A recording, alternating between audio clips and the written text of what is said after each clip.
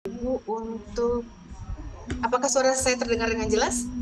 Jelas. Baik. Terjelas. Mohon Bapak dan Ibu Jelas. untuk meng-unmute-kan suara terlebih dahulu.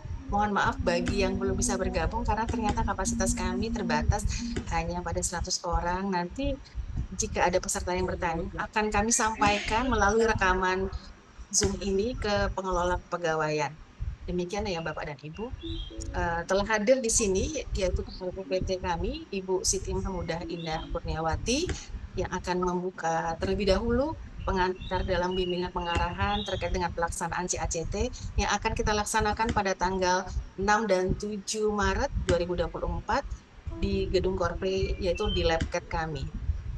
Kepada Ibu Siti Mahmudah, disilakan untuk waktu dan layarnya. Baik, terima kasih Ibu Yanti selaku Kasih Pengujian dan Penilaian. Bismillahirrahmanirrahim. Assalamualaikum warahmatullahi wabarakatuh. Selamat pagi Bapak Ibu. Waalaikumsalam warahmatullahi Ya. wabarakatuh. Izin tidak ada suaranya, Bu. Selamat pagi atas kehadiran Bapak Ibu sekalian dalam kegiatan BIMTEK pra penilaian kompetensi dengan metode CACT yang akan dilaksanakan pada tanggal 6 dan juga 7 Maret 2023.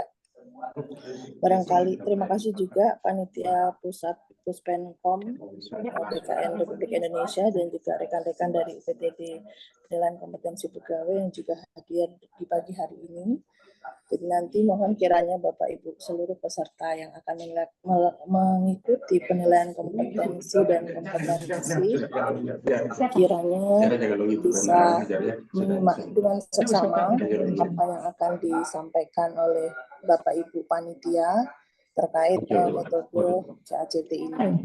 Kemudian yang berikutnya adalah barangkali Bapak Ibu bertanya, kenapa kok saya dipanggil mengikuti penilaian kompetensi? Kenapa dia mengajar?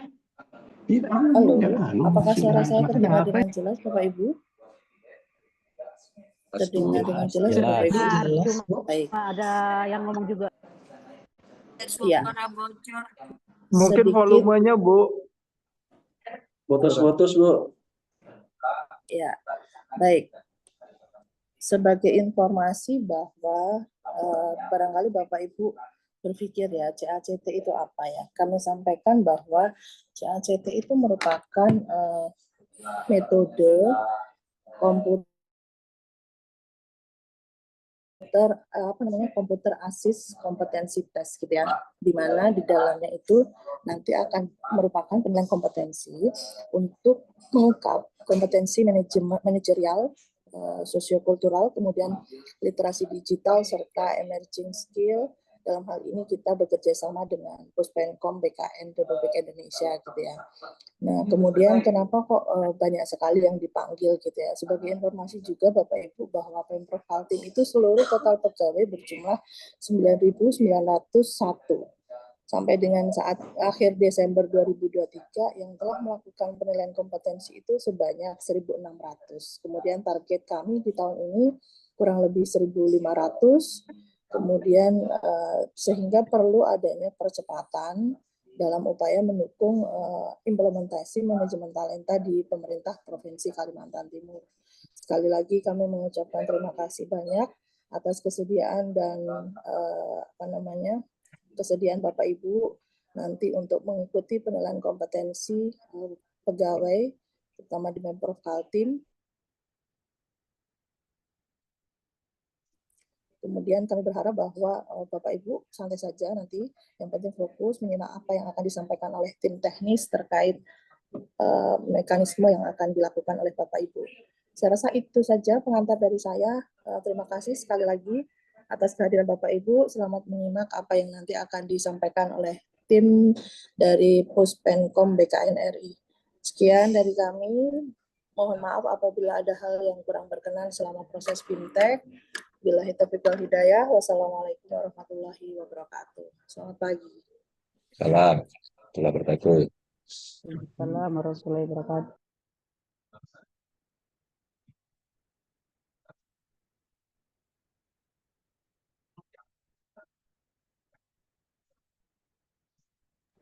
Baik, terima kasih kepada Ibu Siti Mahmuda untuk membuka kegiatan pada pagi hari ini. Selanjutnya akan disampaikan oleh Pak Wakiran, beliau selaku Asesor Ahli Utama Pusat Penilaian Kompetensi Pegawai untuk BKN RI. Waktu dan layar, kami silakan Bapak. Baik, terima kasih. Mudah-mudahan suara saya bisa terdengar oleh seluruhnya.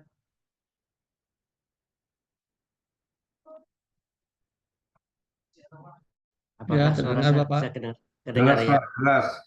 Oke. Baik, Assalamualaikum warahmatullahi wabarakatuh. Waalaikumsalam warahmatullahi wabarakatuh. Dan salam sejahtera untuk kita semua.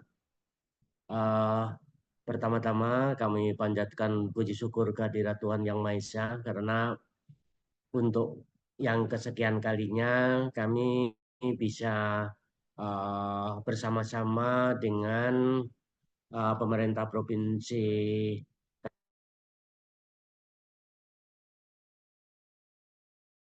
yang pada hari ini kami Badan Kepegawaian Negara akan menyelenggarakan penilaian potensi dan kompetensi dengan CACT untuk yang kesekian kalinya.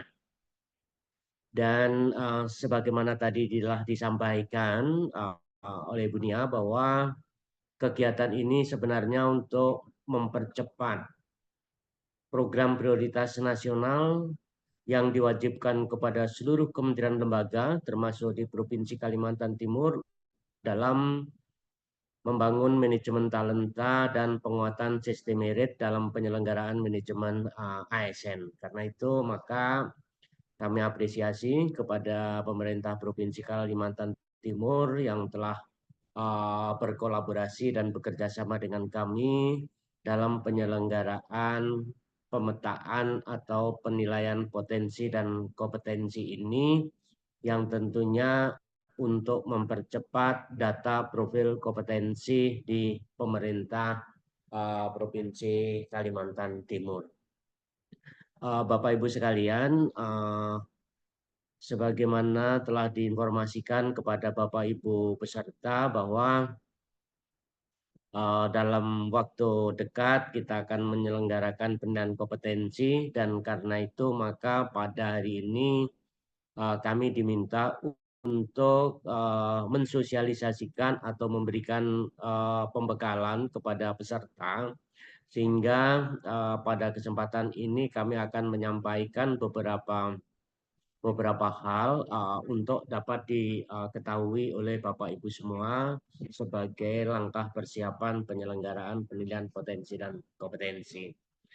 Karena itu izinkan kami share screen untuk mempermudah di dalam kami mengkomunikasikan.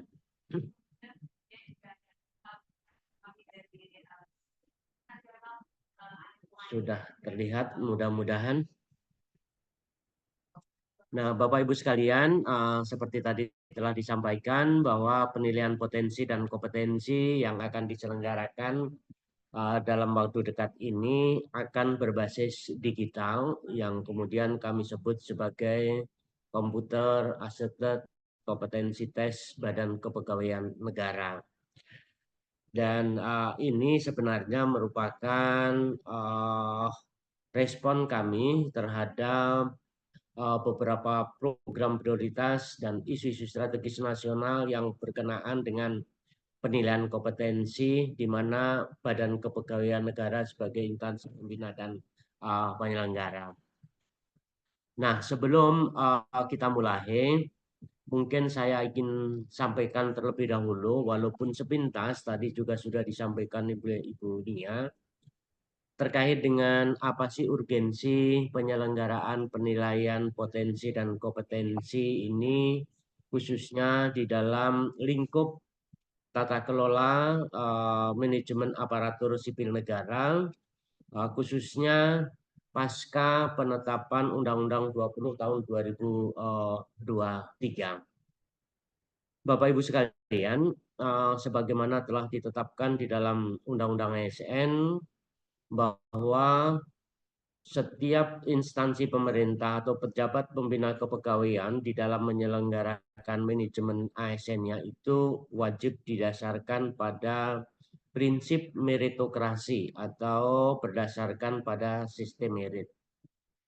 Mandat ini sebenarnya bukan hanya saja pada Undang-Undang 20 2023 yang merupakan perubahan dari undang-undang sebelumnya, tetapi prinsip ini sebenarnya sudah tertanam di dalam berbagai peraturan perundangan sebelumnya.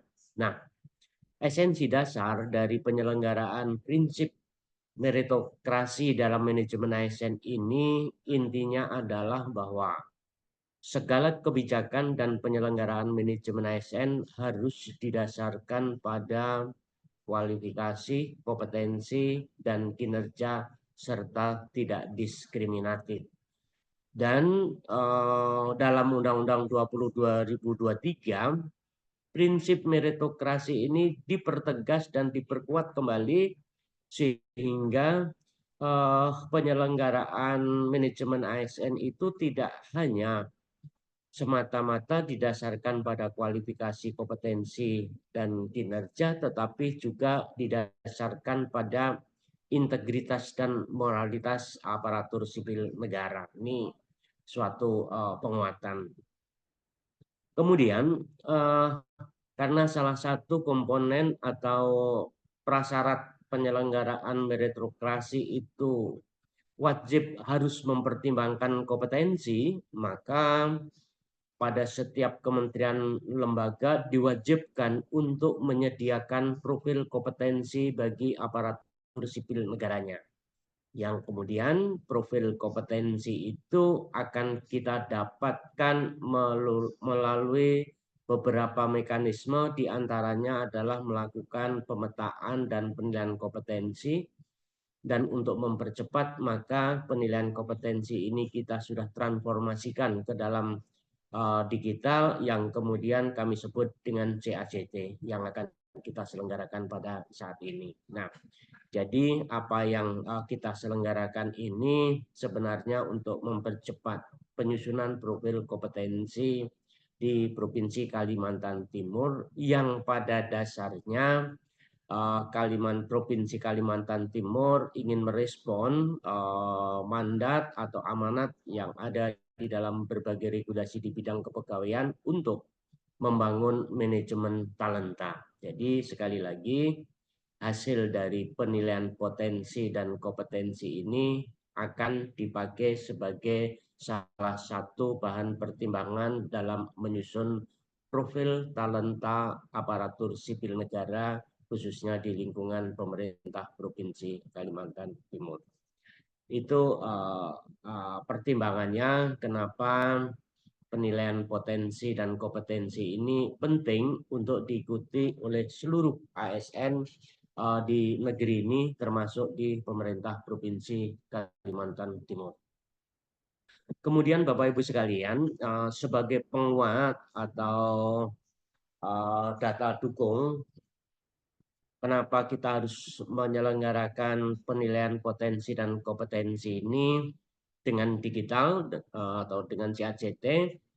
Ini sebenarnya juga atas tuntutan yang merupakan salah satu klaster dari 7 klaster yang ada dalam perubahan Undang-Undang ASN yang kemudian ditetapkan dalam Undang-Undang 20 tahun 2023, itu salah satu yang menjadi target perubahan itu adalah digitalisasi manajemen aparatur sipil negara. Nah, karena itu maka BKN telah melakukan beberapa strategi dan langkah-langkah untuk mendukung kebijakan ini dan atau melegitimasi dari berbagai transformasi layanan di dalam manajemen aparatur sipil negara yang salah satunya adalah transformasi layanan penilaian potensi dan kompetensi berbasis digital. Tentunya apa yang dilakukan BKN dalam melakukan transformasi layanan ini sebenarnya juga untuk mendukung beberapa target yang akan dicapai oleh pemerintah, terutama dalam mewujudkan birokrasi yang profesional dan berkelas dunia. Nah, untuk mewujudkan ini tentunya harus banyak upaya-upaya yang dilakukan di kementerian lembaga, termasuk di instansi daerah. Yang kedua, ini juga sebagai pendorong untuk meningkatkan indeks persepsi korupsi di pemerintah Republik Indonesia, khususnya yang tentunya sangat didukung oleh masing-masing kementerian lembaga. Jadi ini juga dalam rangka mendukung program itu. Termasuk juga ini juga mendukung program pemerintah di dalam meningkatkan indeks efektivitas pemerintahan yang diharapkan semakin baik.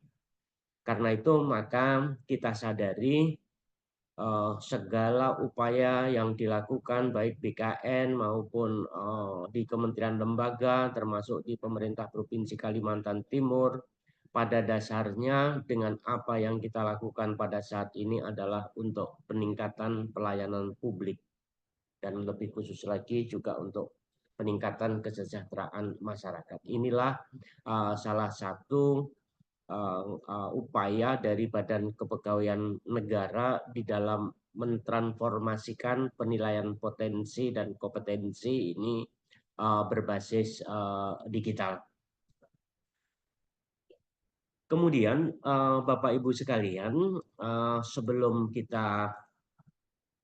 kita menyampaikan terkait bagaimana pelaksanaan penilaian potensi dan kompetensi berbasis digital ini, saya juga ingin menunjukkan kepada Bapak Ibu sekalian bahwa BKN dalam menyusun strategi dan langkah-langkah untuk mendukung transformasi digital di dalam manajemen ASN tersebut sudah beberapa hal yang dilakukan, dan khusus yang berkaitan dengan kegiatan pada hari ini atau beberapa hari mendatang, yaitu penyelenggaraan pemetaan dan penilaian potensi dan kompetensi. Salah satu strategi dan langkah yang dilakukan oleh BKN adalah penguatan manajemen talenta nasional melalui transformasi layanan penilaian kompetensi. Dan inilah yang menjadi fokus pada unit kami, yaitu unit Pusat Penilaian Kompetensi ASN Badan Kepegawaian Negara. Nah, beberapa langkah yang kami lakukan untuk mendukung tersebut adalah bahwa kami selalu mendorong pelaksanaan virtual assessment ini untuk semua jabatan. Dan pada saat ini mulai tahun 2022 telah diterapkan computer assisted competency test yang terintegrasi dengan ICASN yang akan kita lakukan nanti. Nah, ini adalah sebagai salah satu upaya kami BKN di dalam mempercepat menyediakan data profil potensi dan kompetensi, dan karena itu maka ini harapan kami ini bisa mempercepat dan membantu kementerian lembaga termasuk Provinsi Kalimantan Timur di dalam membangun manajemen talenta. Selain itu, Bapak Ibu sekalian, kami juga menyediakan platform integrasi data penilaian kompetensi antar kementerian lembaga dengan Penkom, dan sekarang sebagian masih dalam tahap pembangunan dan sebagian juga sudah dilakukan. Tetapi misi kami intinya adalah kami ingin data hasil penilaian potensi dan kompetensi itu bisa terintegrasi di SIASN yang kemudian bisa dimanfaatkan oleh berbagai pihak. Berikutnya, Puspenkom juga mengembangkan alat ukur penilaian kompetensi khususnya sosiokultural yang berbasis MET atau Mobile Assisted Test. Nah, ini alat ukurnya pada saat ini juga sudah siap digunakan, mungkin tinggal nunggu aplikasinya. Selain itu, seperti tadi disampaikan Bu Ita, bahwa cakupan penilaian kompetensi yang disasar pada kegiatan pemetaan penilaian potensi dan kompetensi dengan CACT ini tidak semata-mata hanya kompetensi manajerial sosiokultural, tetapi kami juga menambahkan cakupan kompetensi sesuai dengan kebutuhan, terutama dalam menghadapi era globalisasi dan era VUCA. Karena itu nanti akan kami sampaikan untuk CACT ini mencakup 3 kelompok kompetensi. Nah, selain itu ada beberapa upaya kami dari BKN, khususnya dari Pusat Penilaian Kompetensi, untuk mengevaluasi tarif PNBP karena dianggap tarif PNBP terlalu tinggi, dan ini kami sudah coba melakukan evaluasi, termasuk juga menambahkan jenis-jenis tarif baru, terutama yang berbasis digital. Harapan kami supaya ini terjangkau oleh seluruh kementerian lembaga, sehingga kementerian lembaga lebih mudah dan murah untuk dapat menyediakan data profil kompetensi ASN-nya. Itu kemudian dari apa yang kita lakukan ini, harapan kami di kementerian lembaga cepat tersedia data profil kompetensinya yang dapat digunakan untuk berbagai kepentingan seperti rotasi, mutasi, promosi, pengembangan, baik pengembangan karir maupun pengembangan kompetensi, atau untuk penugasan-penugasan khusus. Itu kira-kira yang dilakukan BKN dalam menyikapi berbagai isu-isu strategis nasional, terutama yang ada di dalam Undang-Undang 20 tahun 2023. Nah, ini suatu gambaran Bapak Ibu sekalian, seperti apa dampak transformasi layanan penilaian kompetensi yang telah dilakukan oleh BKN, dan harapan kami ini juga diikuti oleh lembaga-lembaga penilaian kompetensi lainnya, terutama pada instansi pemerintah dan utamanya yang telah terakreditasi.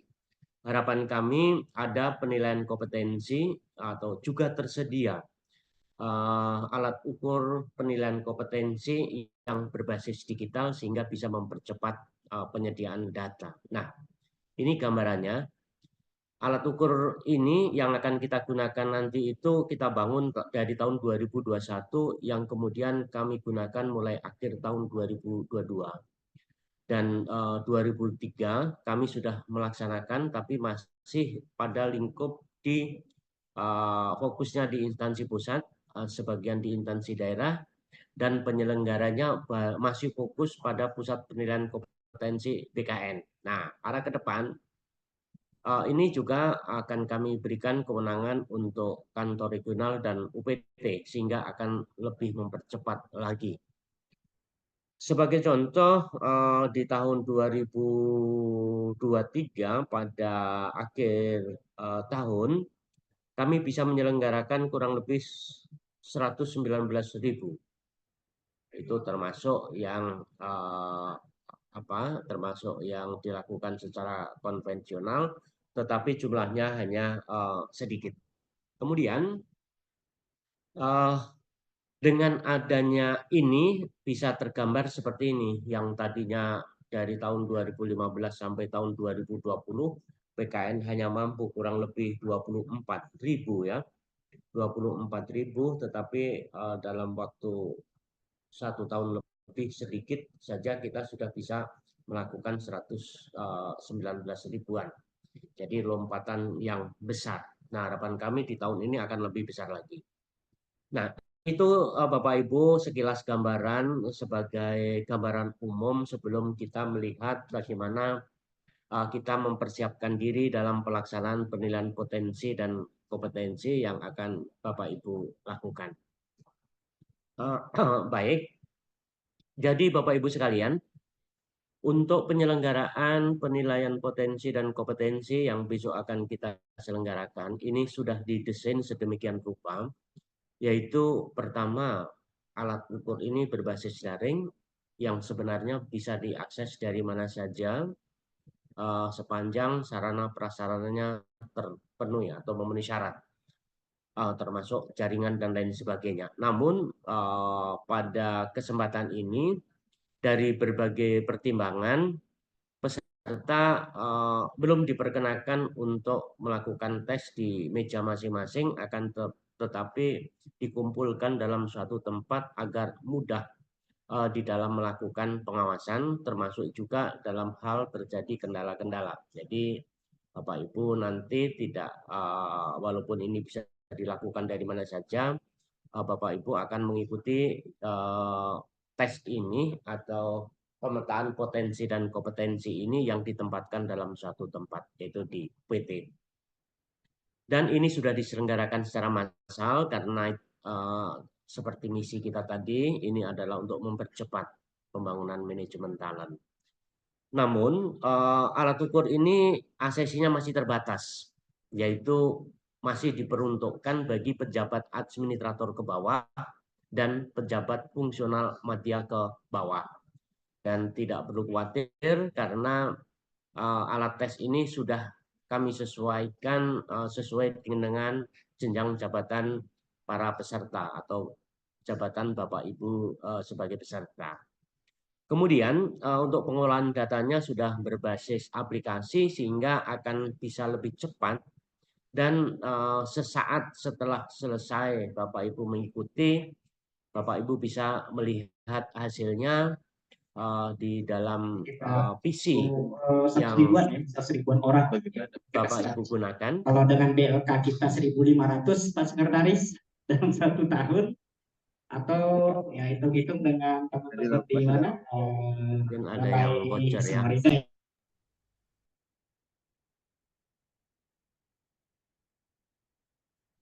Oke, jadi pengolahan datanya sudah berbasis aplikasi sehingga hasilnya bisa dapat diketahui sesaat setelah Bapak Ibu selesai melaksanakan tes. Dan di situ juga akan nampak mengenai kategori hasil dan sesuai ketentuan, yaitu Peraturan PKN nomor 26 tahun 2019. Pengkategorian hasil ini dibedakan menjadi 3 kelompok, yaitu optimal. Optimal ini yang tertinggi, kemudian yang middle itu cukup optimal, dan yang paling rendah itu masuk dalam kategori kurang optimal. Jadi ada 3 kategori ini. Selain itu, para peserta akan mendapatkan sertifikat individual, yang kemudian sertifikat termasuk hasil penilaian kompetensi ini nanti akan disampaikan berbasis aplikasi juga melalui admin masing-masing instansi. Dalam hal ini melalui admin di pemerintah Provinsi Kalimantan Timur. Kemudian alat ukur ini sudah kami desain sedemikian rupa, dan ini sudah menggunakan 2 simulasi, yaitu analisis kasus dan SJT, Situational Judgment Test. Karena itu maka waktu yang diperlukan ini cukup lama, yaitu kurang lebih 4,5 jam, termasuk istirahat atau jeda waktu pergantian paket soal. Ini kurang lebih 4,5 jam. Jadi harus dipersiapkan betul. Itu kira-kira mengenai karakteristik alat ukur yang akan kita gunakan. Kemudian seperti tadi juga sudah disampaikan Ibu Nia bahwa cakupan kompetensi yang akan diukur ini tidak hanya manajerial sosiokultural saja, tetapi sesuai dengan tuntutan kebutuhan di era globalisasi, era digital, dan era VUCA ini, maka ditambahkan literasi digital dan emerging skill. Jadi ada 3 kelompok kompetensi yang akan dipeta dari Bapak Ibu sekalian. Untuk kompetensi manajerial dan sosial kultural, kami mengacu kepada standar kompetensi yang telah ditetapkan di dalam Permenpan 38. Nah, di situ ada 9 kompetensi. Dan di situ juga sudah ditetapkan standar level kompetensi pada setiap jenjang jabatan. Karena itu maka alat ukur ini sudah kita sediakan untuk level 1 sampai dengan level 4. Tetapi untuk level 4 ini belum untuk jabatan pimpinan tinggi, tetapi masih untuk level 4 untuk jabatan fungsional madya. Nah, karena itu maka sebelum Bapak Ibu melaksanakan tes, dicek kembali apakah data Bapak Ibu sudah benar yang ada di dalam SI ASN. Karena kalau seandainya belum terupdate atau tidak sesuai dengan jabatan yang ada saat ini, dipastikan mungkin akan salah mendapatkan soal.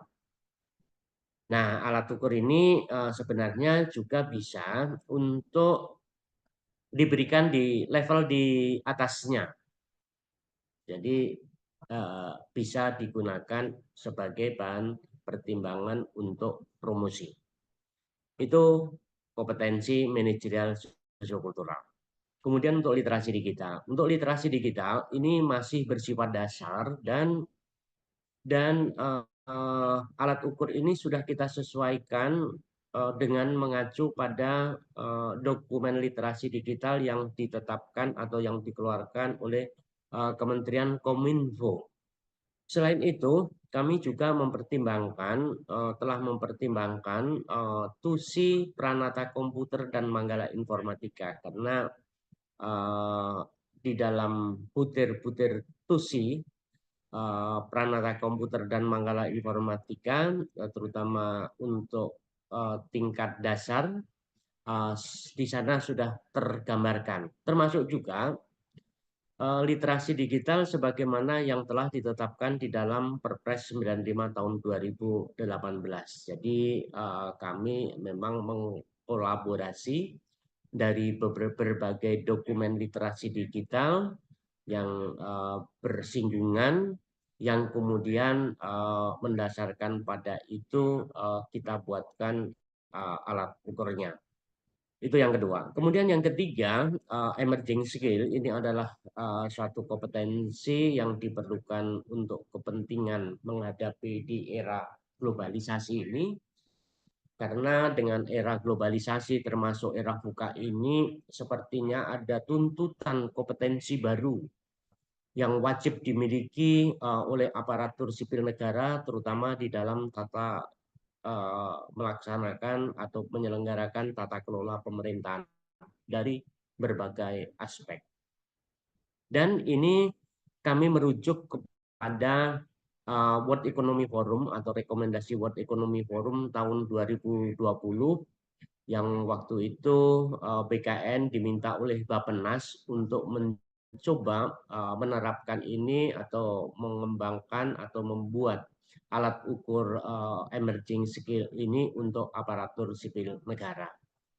Dan Bapak Ibu tidak perlu khawatir, dari 3 kelompok kompetensi ini semuanya disajikan dalam bentuk tes pilihan ganda. Jadi tidak ada pertanyaan yang terbuka, bahkan tidak ada jawaban yang salah atau yang benar, tetapi pilihan ganda ini sifatnya adalah skala Likert, jadi bertingkat. Ini cakupannya.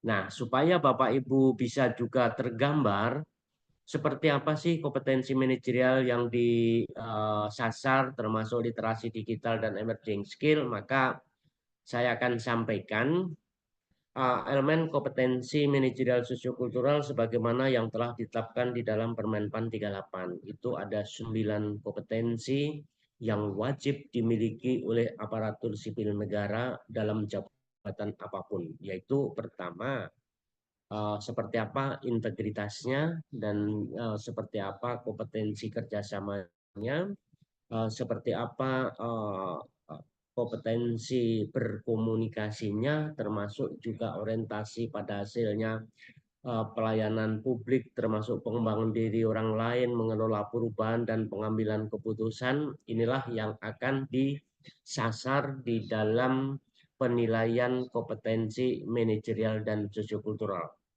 Dan khusus untuk kompetensi sosiokultural sebenarnya hanya ingin melihat seperti apa kompetensi Bapak Ibu di dalam kehidupan bermasyarakat bernegara, termasuk dalam berorganisasi. Inilah yang nantinya akan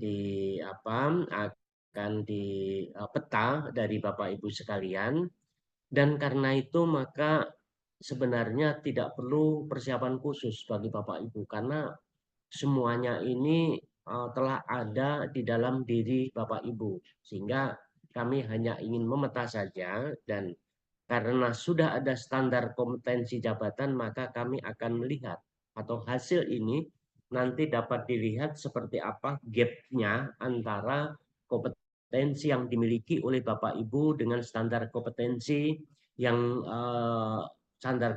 jabatan yang diduduki oleh Bapak Ibu. Apakah sudah sesuai standar atau masih di bawah standar atau mungkin sudah di atas standar yang telah ditetapkan dalam jabatan inilah. Kemudian sekali lagi kami sampaikan, tes ini sesuai ketentuan harus dibuat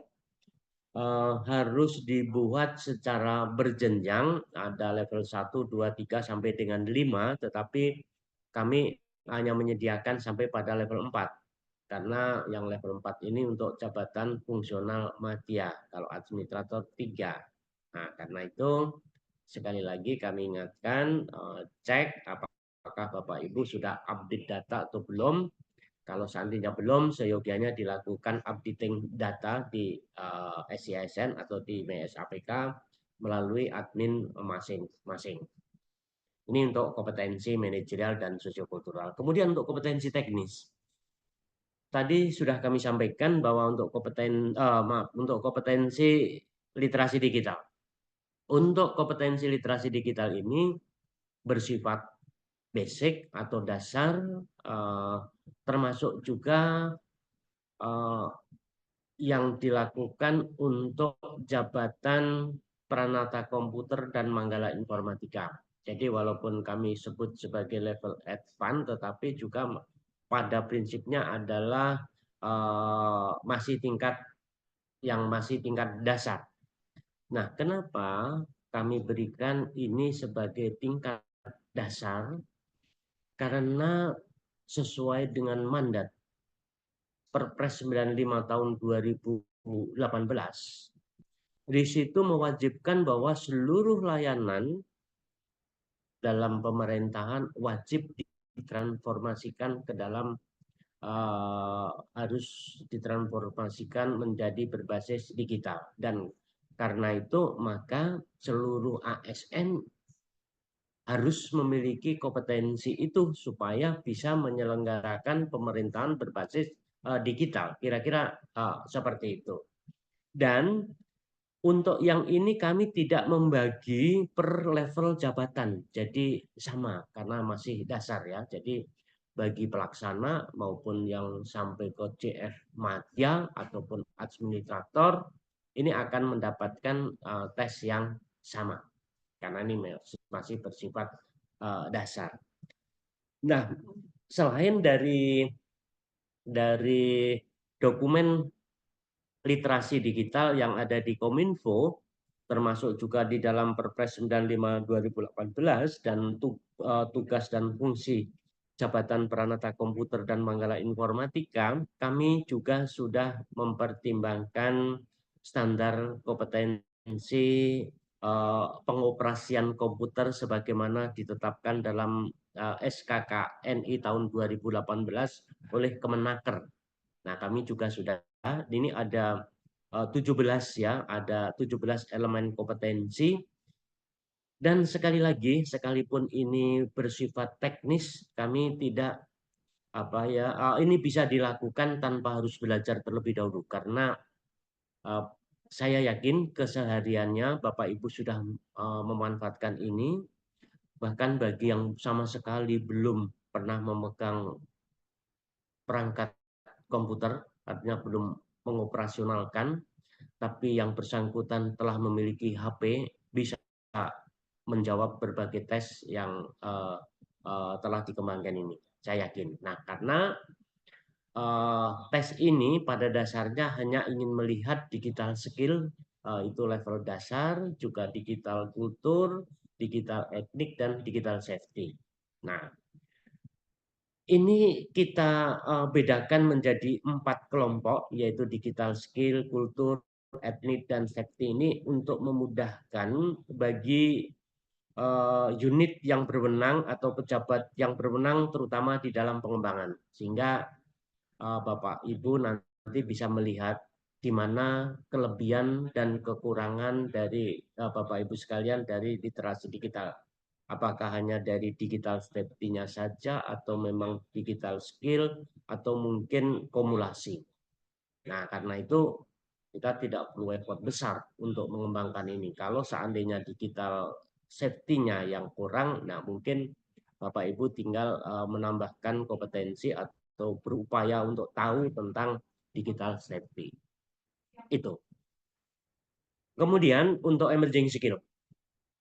Seperti tadi kami sampaikan bahwa ini adalah alat ukur penilaian kompetensi untuk mengukur kompetensi-kompetensi yang diperlukan di era VUCA, di era globalisasi, dan era teknologi ini. Nah, ini merupakan rekomendasi dari World Economic Forum. Intinya adalah bahwa ini ingin melihat seberapakah kemampuan Bapak, Ibu, atau peserta tes ini seberapa kemampuan berpikirnya, seberapa kemampuan manajerialnya, seberapa kemampuan dalam mengelola diri, dan seberapakah kemampuan tentang teknis informatika dan teknologi. Intinya itu. Jadi ada beberapa tes yang diulang dari yang depan tadi ke dalam emerging skill ini, tetapi ini dalam bentuk dan format yang berbeda. Jadi sekali lagi, sekalipun ini mungkin bagi Bapak Ibu hal yang asing ya, tetapi pada dasarnya ini keseharian sudah kita lakukan pada prinsipnya. Jadi ini hanya secara sistematis saja metode ini akan mengukur seberapakah kompetensi yang telah ada pada Bapak Ibu sekalian, terutama dari elemen kompetensi ini, baik itu mengenai kreativitasnya atau bagaimana Bapak Ibu menghadapi permasalahan-permasalahan yang kompleks, bagaimana Bapak Ibu itu bisa adaptif dengan lingkungan, seperti apa Bapak Ibu memiliki kemampuan analisis dan lain sebagainya. Nah, ini kira-kira Bapak Ibu yang akan disasar terkait dengan 3 kelompok kompetensi yang tadi kami sampaikan, baik itu kompetensi manajerial sosiokultural, literasi digital, dan emerging skill. Saya rasa itu, dan tadi sudah kami sampaikan targetnya masih terbatas pada pejabat administrator ke bawah, yaitu pejabat pengawas, pelaksana, dan jabatan fungsional media ke bawah. Untuk jabatan pimpinan tinggi, mudah-mudahan kami dalam waktu dekat juga bisa transformasikan menjadi berbasis digital.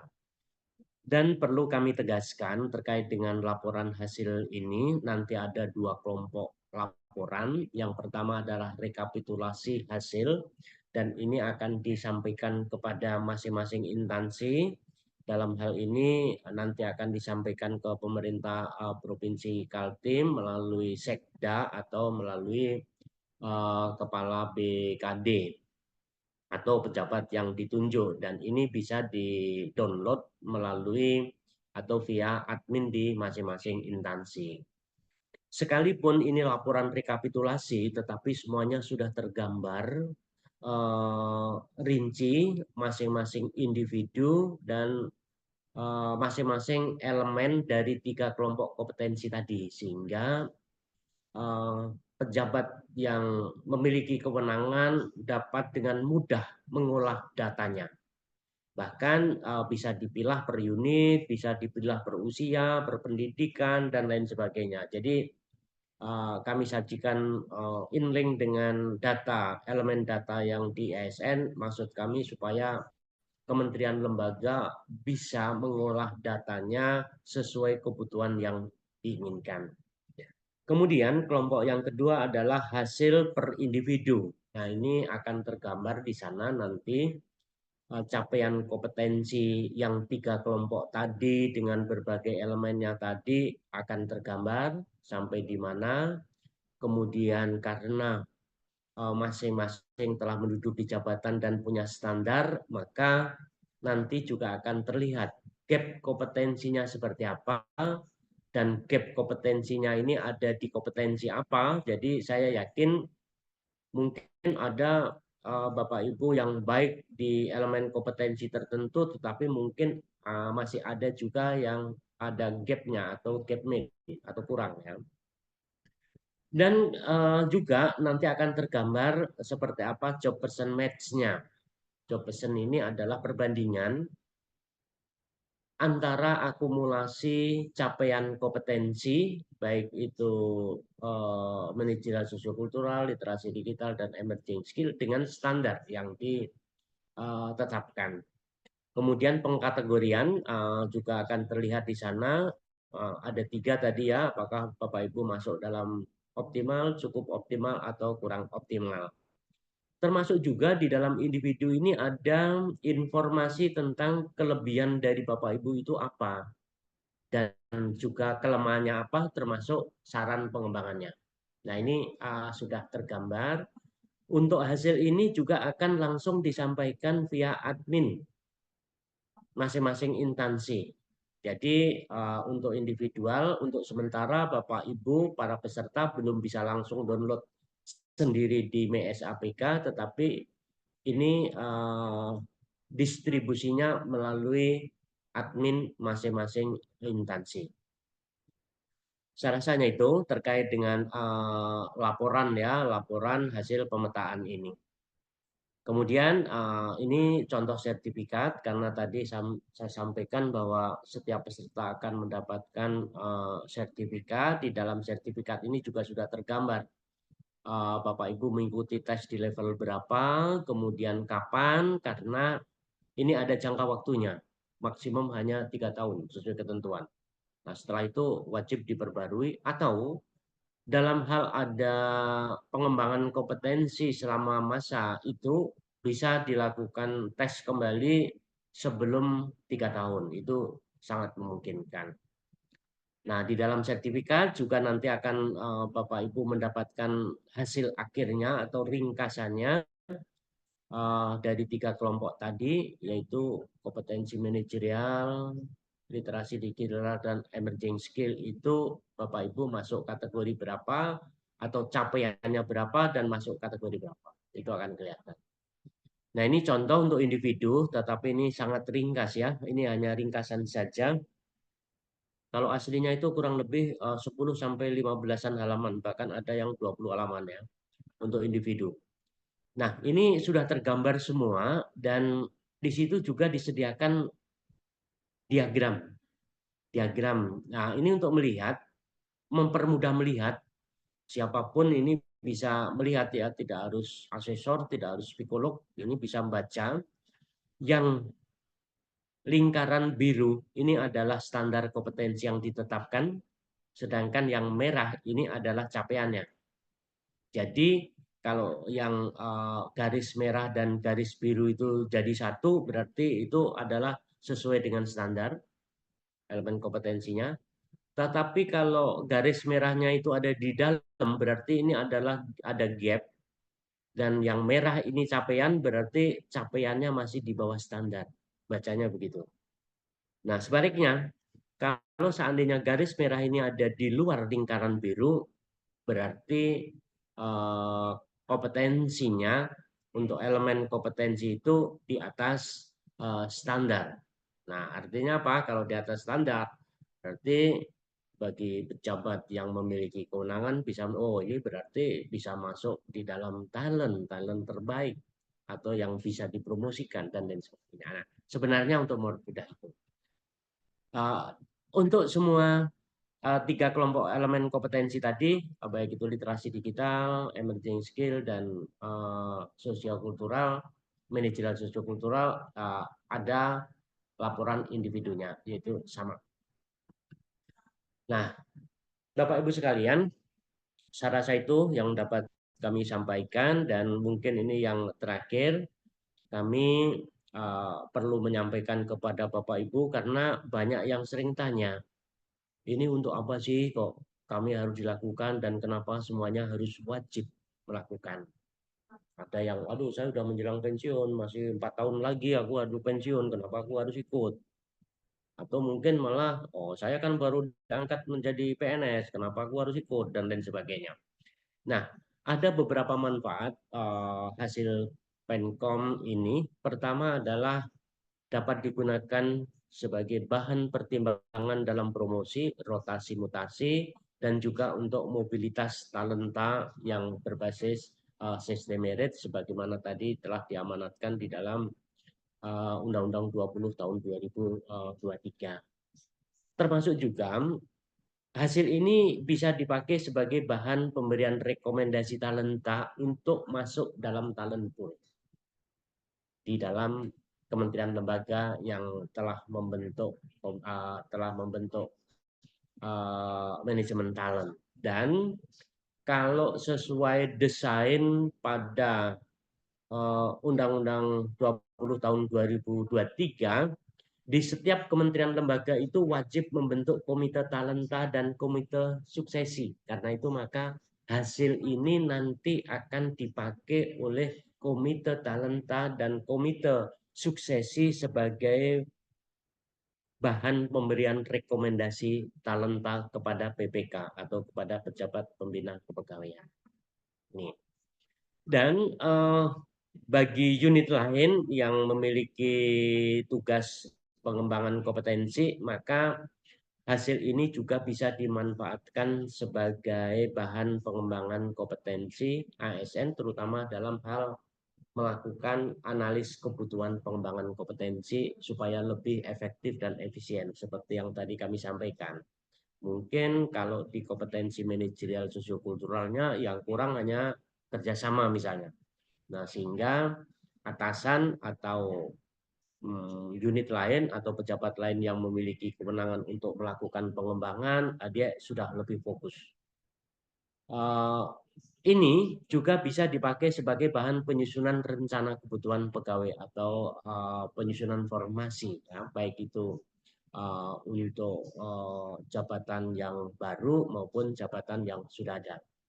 Dan ini juga dipakai sebagai bahan penyusunan pola karir. Tuntutan pembentukan pola karir ini juga menjadi wajib sehingga ASN itu mendapatkan jaminan kepastian atas pola karirnya. Ini. Dan juga sebagai bahan penyusunan manajemen talenta pada masing-masing instansi, termasuk sebagai bahan penyusunan manajemen talenta nasional. Nah, inilah di antaranya manfaat dari hasil penilaian kompetensi. Jadi memang ini ditunggu-tunggu betul. Dan perlu kami sampaikan kepada Bapak Ibu sekalian bahwa untuk pembangunan manajemen talenta yang diwajibkan kepada seluruh kementerian lembaga itu sebenarnya telah menjadi program prioritas nasional dalam RPJM 2020 sampai dengan 2024. Oke. Kemudian mengenai persiapan, sekali lagi kami sampaikan Bapak Ibu tidak perlu persiapan secara khusus, tetapi yang perlu dipersiapkan oleh Bapak Ibu sekalian adalah terkait dengan kesehatan badan, istirahat yang cukup sebelum Bapak Ibu melaksanakan asesmen. Karena kalau Bapak Ibu dalam kondisi kurang sehat atau dalam keadaan Bapak Ibu tertekan, pasti akan memiliki pengaruh atas optimalnya tes ini. Dan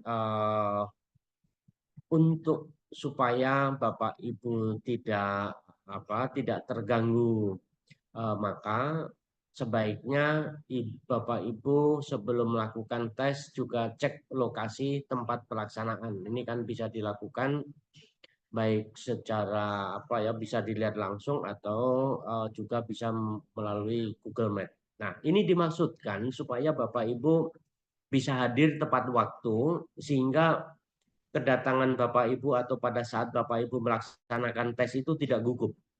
Karena kalau gugup, grogi, itu sudah dipastikan akan mempengaruhi hasilnya. Jadi usahakan serileks mungkin dan sama sekali tidak ada beban. Itu Bapak Ibu akan lebih nyaman di dalam melaksanakan tes ini. Sekali lagi jangan takut atas tes ini karena apa yang ditanyakan ini sebenarnya sudah ada di dalam Bapak Ibu sekalian. Sebenarnya itu hanya kami akan memeta sampai level mana ini sebenarnya Bapak Ibu. Apakah sudah sesuai standar, apakah masih di bawah standar, atau justru mungkin sudah di atas standar. Nah, ini dan pesan saya yakinkan keyakinan yang tinggi sehingga proses ini bisa baik dan hasilnya bisa baik. Dan kalau terdapat kendala atau gangguan di dalam pelaksanaan karena ini berbasis IT, bersikaplah Bapak Ibu tetap tenang, tidak panik, supaya tidak mempengaruhi Bapak Ibu di dalam mengerjakan tes. Dan Bapak Ibu bisa menghubungi petugas kami yang ada di sana, dan nanti pun juga mungkin akan dijelaskan, saya yakin dijelaskan oleh tim teknis kami seperti apa teknis pelaksanaannya di lapangan supaya Bapak Ibu bisa menyelenggarakan secara tertib, tenang, tanpa tekanan, nyaman, sehingga benar-benar Bapak Ibu bisa mengeluarkan potensi dan kompetensi Bapak Ibu melalui tes ini. Saya rasa hanya itu Bapak Ibu yang dapat kami sampaikan, dan waktu kita kembalikan, dan dalam kesempatan ini mudah-mudahan di tim kami juga akan memberikan arahan yang lebih detail terutama pada saat nanti di teknisnya di lapangan seperti apa. Dan tidak menutup kemungkinan mungkin ada yang perlu dikomunikasikan atau ditanyakan atau diklarifikasi, Bapak Ibu mudah-mudahan dapat kesempatan untuk itu, baik dengan saya maupun dengan tim teknis kami, baik dalam forum ini maupun nanti di dalam pelaksanaannya. Kami sungguh sangat terbuka. Demikian, terima kasih. Wassalamualaikum warahmatullahi wabarakatuh. Dan waktu saya kembalikan. Baik, Pak Wakilan, terima kasih atas paparan dan penjelasannya sangat detail sekali ya Pak ya, untuk proses pelaksanaannya dari awal sampai teknisnya seperti apa dan apa saja yang diukur dalam tes-tes tersebut Pak ya. Bapak dan Ibu diperkenankan untuk bertanya ya Pak ya. Izin Pak ya, apakah diperkenankan bertanya Pak ya? Boleh, boleh. Boleh, baik. Akan ada 3 pertanyaan dulu, saya batasi 3 pertanyaan penanya terkait dengan hal yang sudah disampaikan oleh Pak Wakilan. Permisi Bagi yang ingin Ibu, bertanya, mungkin akan raise hand dulu bergantian. saya izin bertanya, Ibu boleh? Boleh, silakan Ibu. Dari Ibu Herlina Andu, dari SMA Negeri 1 Kuaro, Kabupaten Pasir. Yang ingin saya tanyakan, apakah nantinya di hasil tes yang kita dapatkan itu, semisalnya hasilnya kurang optimal semua, apakah semua peserta yang kurang optimal dalam hasil tes itu mendapatkan sertifikat juga atau seperti apa?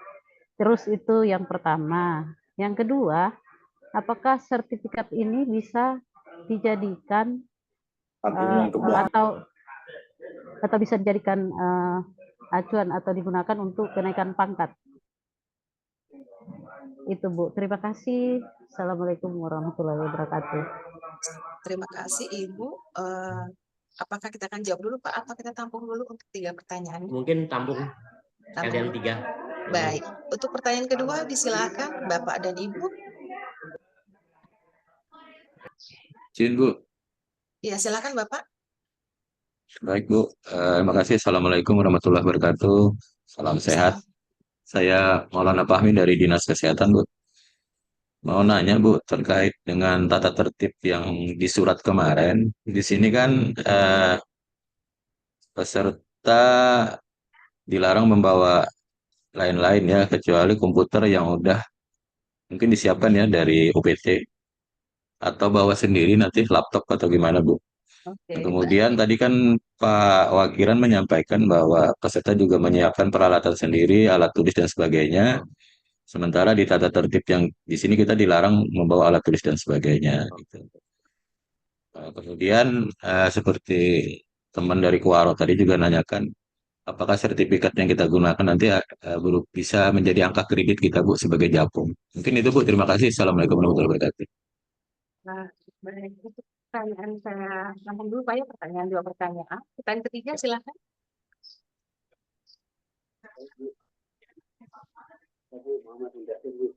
Oke, baik Pak Mudasir, mungkin suaranya agak volumenya agak dikeraskan Pak.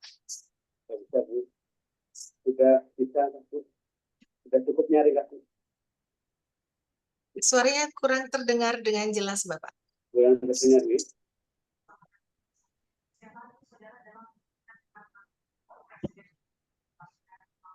Kalau sekarang sudah satu. Silakan Bapak. Mengenai teknis pelaksanaan itu kayaknya kan ada beberapa sesi. Apakah kita yang di undangan itu kan ada sesi 1, 2, 3, 4 ya. Nah, kita apakah itu mengenai waktunya, waktu pelaksanaannya, artinya kita kena di sesi kedua atau keempat gitu, apakah itu ataukah memang dari tanggal 6 itu gitu. Baik. Baik, Bapak, terima kasih pertanyaannya. Akan saya tampung dulu Pak ya. Baik.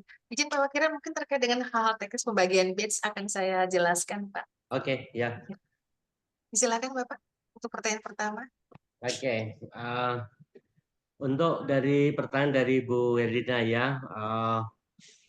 Jadi Bapak Ibu sekalian, untuk semua peserta, baik yang optimal, tidak optimal, kurang optimal, cukup optimal, semuanya akan mendapatkan sertifikat. Nah, tetapi seperti tadi kami sampaikan, sertifikat ini akan kami sampaikan melalui admin masing-masing, masing-masing instansi. Jadi nanti mungkin ada mekanisme tersendiri yang dilakukan oleh BKD ya, BKD Provinsi Kaltim, seperti apa mekanisme penyampaian kepada peserta, termasuk hasil ya. Ini kami serahkan sepenuhnya kepada pemerintah Provinsi Kaltim. Dan Bapak Ibu tidak bisa minta secara individual kepada kami masing-masing. Nah, karena kami semuanya akan serahkan kepada pemerintah. Jadi Bapak Ibu nanti berhubungannya adalah dengan mungkin dengan BKD atau dengan panitia. Kemudian apakah ini bisa digunakan sebagai syarat kenaikan pangkat tadi ya. Jadi dalam kenaikan pangkat itu sudah ada persyaratan tertentu yang disyaratkan ya. Nah, kemudian untuk yang ini sebenarnya seperti tadi kami sampaikan bisa dipakai untuk berbagai kepentingan di dalam penyelenggaraan manajemen ASN. Nah, kalau yang sudah kalau di dalam persyaratan apapun itu disyaratkan seperti itu bisa. Contoh, kemarin itu ada dari salah satu jabatan di bidang jabatan fungsional di bidang pengelolaan keuangan yang instansi pembinanya di Kementerian Keuangan. Pada saat yang bersangkutan atau pegawai tersebut akan naik jenjang, itu disyaratkan wajib mengikuti uji kompetensi. Nah, uji kompetensi ini baik kompetensi manajerial maupun kompetensi teknis, disebutnya begitu. Nah, untuk kompetensi teknis dilakukan secara tersendiri. Nah, ini termasuk kompetensi manajerial. Nah, untuk kompetensi manajerial pada prinsipnya ini bisa dipakai sebagai persyaratan. Itu oleh instansi pembinanya dari Kemq. Nah, itu pun juga masih ada syarat lagi. Dalam hal yang bersangkutan itu dari muda ke madya, maka tes yang harus diikuti bukan yang level 3, tapi yang level 4. Itu di Kemq.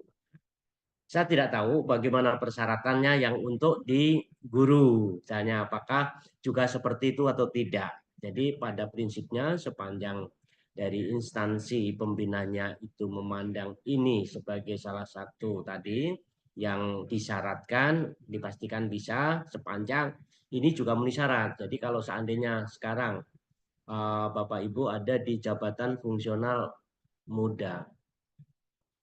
Nah, kemudian mau naik ke madya.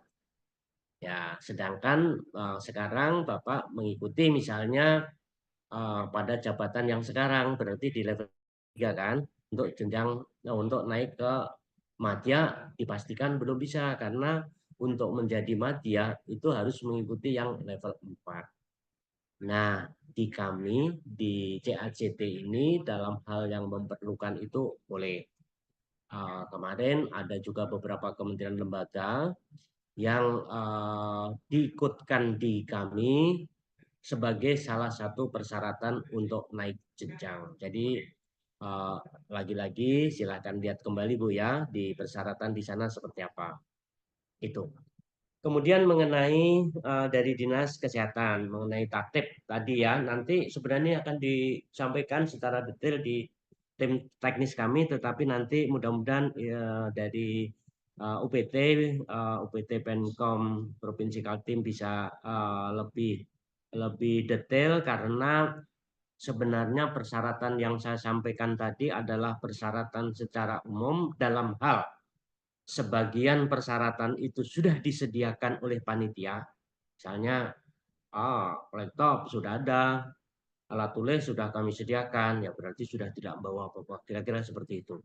Dan sesuai info yang ada pada kami, ini sudah disediakan, jadi nanti akan secara detail disampaikan oleh UPT. Kemudian untuk sesi, nah ini juga sebenarnya ada penjelasan tentang ini di penjelasan teknis nanti. Cuman saya ingin berharap saja, dan nanti ini mungkin juga dijelaskan karena sudah ada pembagian ya, untuk sesi 1 siapa, sesi 2 siapa, jamnya pun sudah ditentukan. Cuman saya sampaikan dari sisi kami, seyogianya Bapak Ibu hadir sesuai dengan sesi yang telah ditetapkan, karena memudahkan administrasi bagi kami. Jadi kalau seandainya Bapak Ibu dijadwalkan untuk sesi 1, seyogianya hadir di sesi 1. Kalau sesi 2 ya sesi 2. Dalam hal ada pindah sesi, nah ini butuh pengadministrasian sehingga harus diinformasikan jauh-jauh hari. Dari sisi kami itu, dan mungkin untuk hal yang tadi disampaikan Bu Ani bisa disampaikan secara rinci. Saya rasa itu. Terima kasih. Pak Wakilan, terima kasih atas jawabannya. Izin Bapak dan Ibu, saya akan memberi share screen dulu terkait dengan pertanyaan Bapak Muhammad Mudasir dan Ibu tadi untuk penjadwalan dan teknis-teknis lainnya. Iya Bu, kita hadir berjumpa. Ya. Dibantu share screen. Apakah sudah terlihat Bapak dan Ibu? Ini. Kita lanjut saja Mbak, yang ini bagian ini lanjutkan, lanjut kemudian. Oke. Izin Pak Wakilan untuk menegaskan kembali bahwa kami sasaran target yang akan kami gunakan di CACT adalah ada 2 Pak, jabatan pengawas dan penyetaraan, kemudian jabatan fungsional, yaitu jabatan fungsional ahli pertama dan ahli muda. Ini juga mengakomodir teman-teman dan rekan-rekan yang mendaftar proses talent scouting di Provinsi Kalimantan Timur. Selanjutnya, sudah selanjutnya, terkait dengan jadwal yang ditanyakan tadi, boleh saya sampaikan bahwa memang kami membagi di beberapa sesi per harinya. Pelaksanaannya di tanggal 6 sampai 7 Maret 2024. Jadi per hari akan ada 2 sesi yang setiap sesinya akan dibagi menjadi 97 peserta yang dimulai pada jam 8 hingga jam 12.30 untuk di sesi pertama. Di sesi yang kedua akan mulai di jam 13 WITA hingga jam 17.30 untuk penomoran 98 sampai 194. Jadi harap dicatat bahwa setiap harinya akan ada 2 sesi, yaitu sesi pertama yang dimulai pada jam 8 hingga jam 12.30 dan sesi kedua akan dimulai pada jam 13 hingga jam 17.30 WITA. Pembagian sesi dan nama-namanya sudah kami sampaikan melalui surat pemanggilan. Adapun nanti ketika ada perubahan sudah ada dikonfirmasi melalui PIC kami dan disampaikan kepada rekan-rekan yang menjapri atau sesuai dengan japrian dan pertanyaan. Untuk hari yang kedua, yaitu hari Kamis tanggal 7 Maret, juga dibagi dalam 2 sesi, yaitu sesi di jam 8 juga hingga jam 12.30, dan sesi kedua juga dimulai pada jam 13 hingga jam 17.30. Penomorannya mau diperhatikan, pada hari Kamis, sesi pertama akan dimulai pada nomor 195 hingga nomor 291. Sesi kedua akan dimulai pada nomor 292 hingga 388. Bapak dan Ibu mohon memperhatikan nomor-nomor tersebut karena berhubungan dengan scan barcode yang akan diterima pada saat akan masuk di LabCat. Mohon perhatiannya juga yang akan saya sampaikan bahwa karena sesi dimulai pada pukul 8, diharapkan Bapak dan Ibu sudah hadir 45 menit sebelumnya untuk proses registrasi. Karena jumlah orang cukup banyak sehingga proses registrasi tentu akan cukup memakan waktu. Dan diharapkan juga Bapak dan Ibu sudah untuk makan pagi ya, atau sarapan. Karena walaupun kami memang menyediakan snack, tapi snack tidak untuk dibawa ke dalam ruangan atau LabCat. Nanti akan saya sampaikan beberapa hal yang tidak boleh dan boleh dilakukan di ruang chat tersebut. Masih share screen. Oke.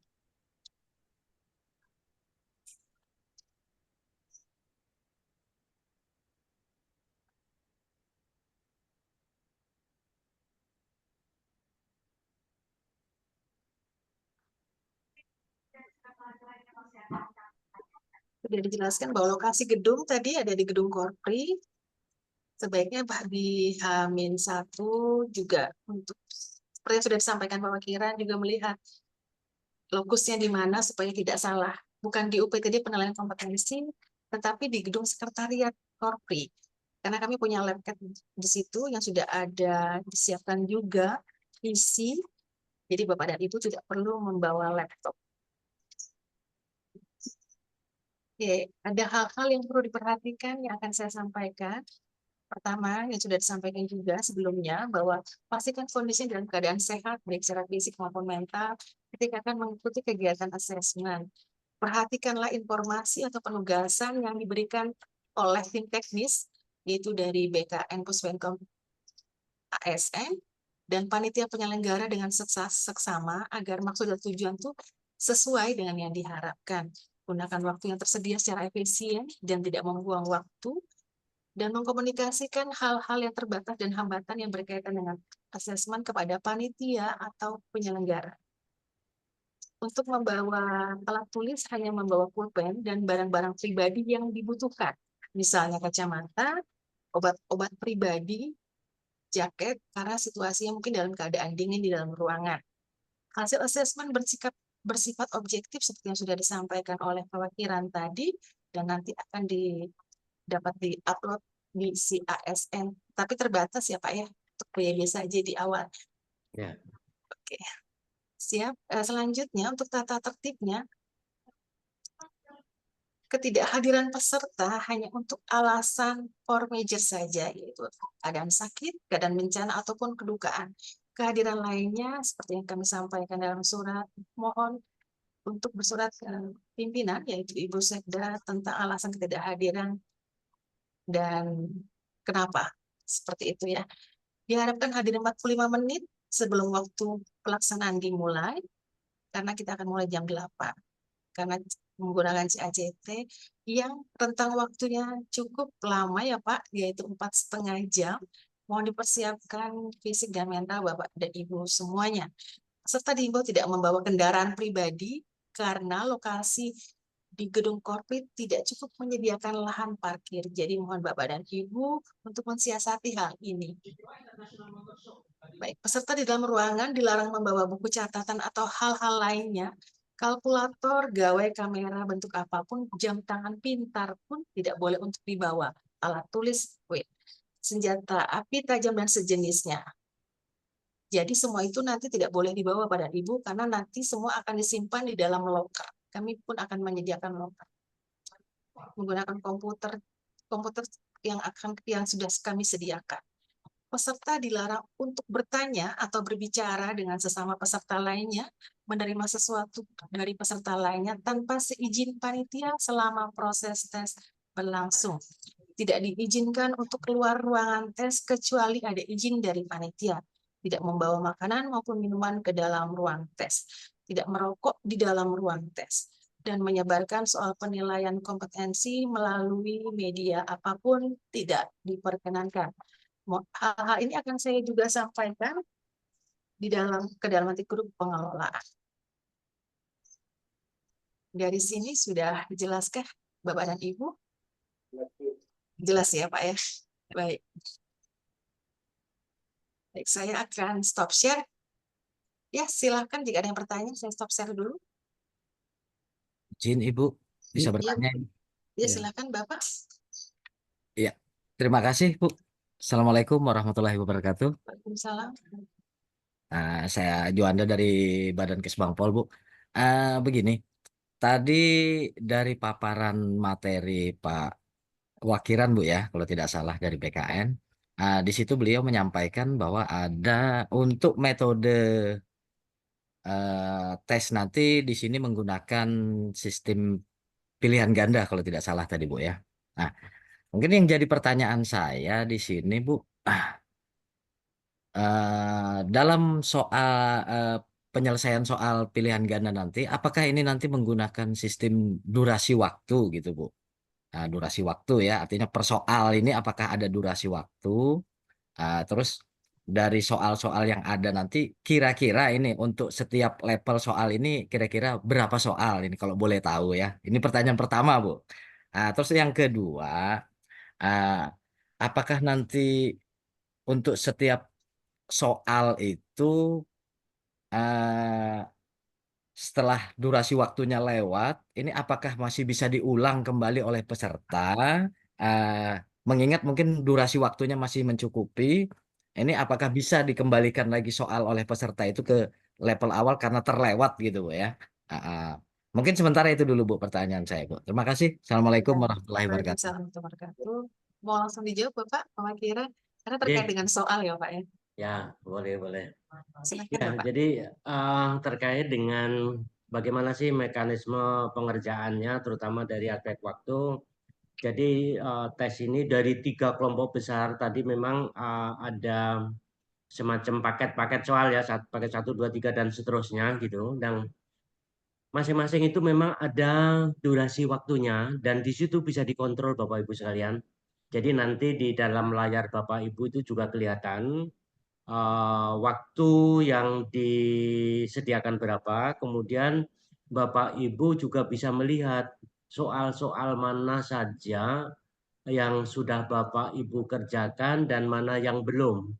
Yang di dalam pada setiap satu paket tadi, Bapak Ibu bisa kembali lagi ke belakang untuk mengerjakan hal-hal yang atau soal-soal yang belum.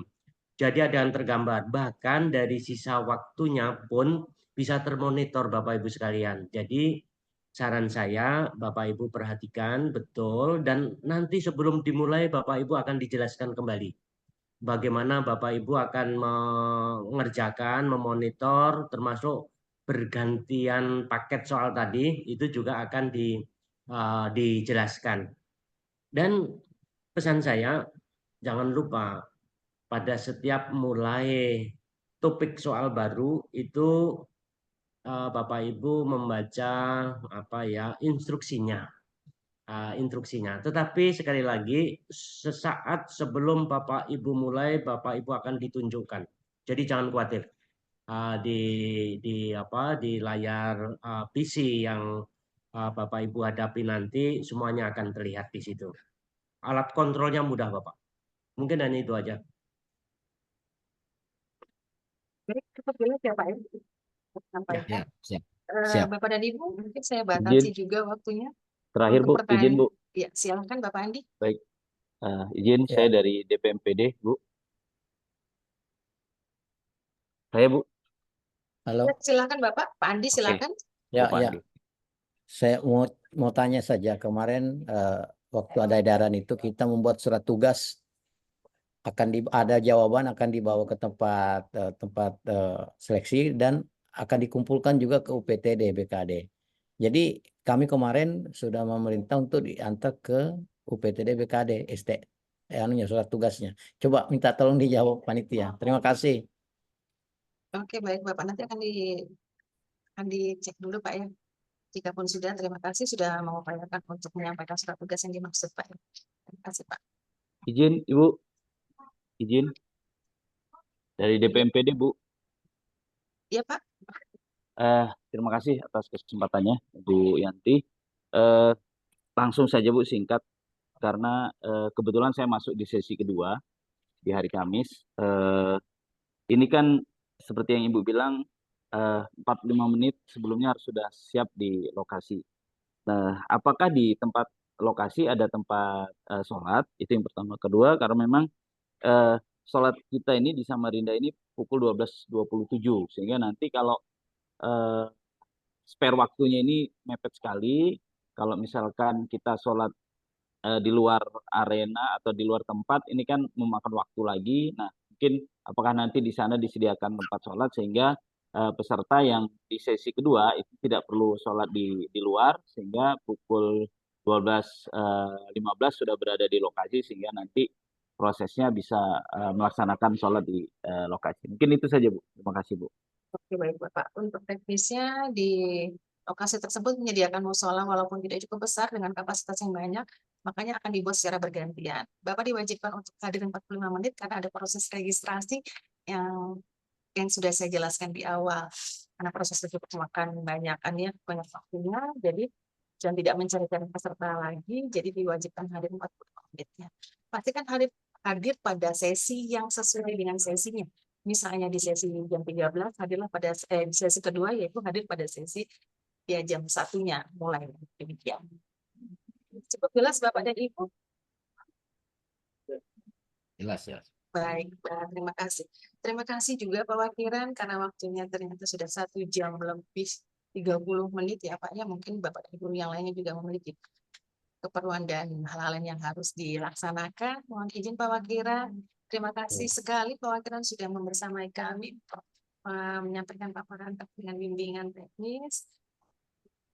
Terima kasih juga Bapak dan Ibu yang sudah membersamai kami dalam pelaksanaan pada pagi hari ini. Semoga prosesnya berjalan dengan lancar. Mohon juga memperhatikan jadwal dan rekaman ini nanti akan saya sampaikan ke grup pengelola pegawaian karena beberapa rekan belum bisa masuk di Zoom. Terima kasih Pak Wakiran, terima kasih Bapak dan Ibu semua. Salam sehat selalu. Waalaikumsalam warahmatullahi wabarakatuh. Waalaikumsalam. Waalaikumsalam warahmatullahi wabarakatuh. Terima kasih Bapak Ibu semua, mohon izin. Terima kasih Bapak. Ya Pak, makasih Pak Wakiran. Terima kasih Pak. Oke, baik. Pamit keluar.